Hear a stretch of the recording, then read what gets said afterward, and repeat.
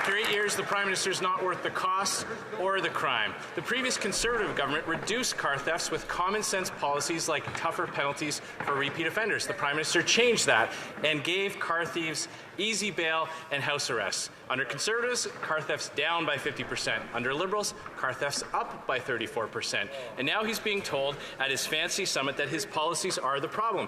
Celeste Power of the Insurance Bureau said car thefts are up because, quote, profits are high and penalties are light. So when will the Prime Minister abandon their soft-on-crime approach so car thefts can come down? The Honourable Parliamentary Secretary for Public Safety. Mr. Speaker, on the contrary, would the Conservatives actually like to know that since 2006, the 5 years with the highest amount of car thefts in Canadian history was under the Stephen Harper government? We are actually reducing crime. Today we had the Auto Summit where we brought in leaders across the country, including police. Mr. Speaker, we are working on tangible solutions, not just slogans from the Conservatives.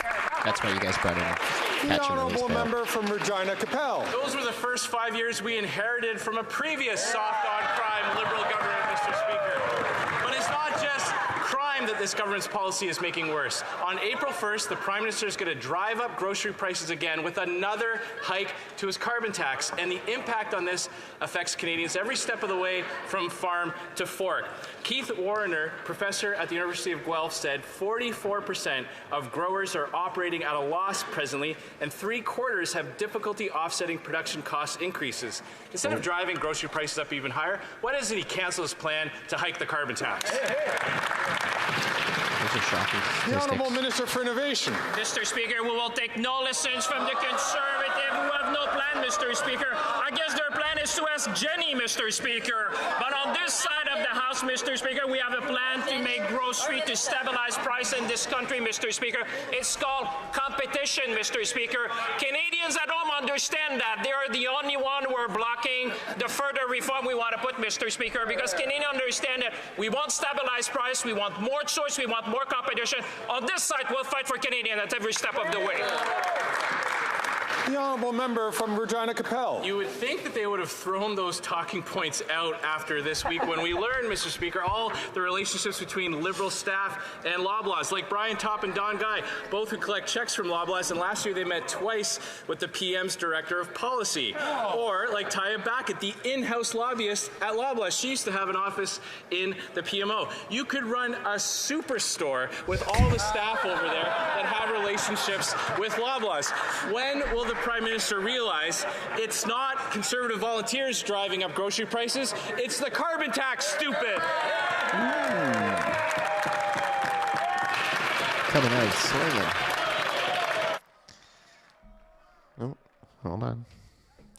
Let me check to see if that was parliamentary. I'm not sure. That's what Speaker's doing. Yep, you can say that. Oh, okay. All right. Although that is a political expression known to many, I do warn all MPs to please to try to watch and to stay safely on the right side of parliamentary debate. The Honourable Minister of Innovation. Speaker, I will abide by your words, Mr. Speaker. And one thing that we're doing when he talks about superstar is right, and I'm happy to talk about that because that's actually what we're trying to bring, Mr. Speaker.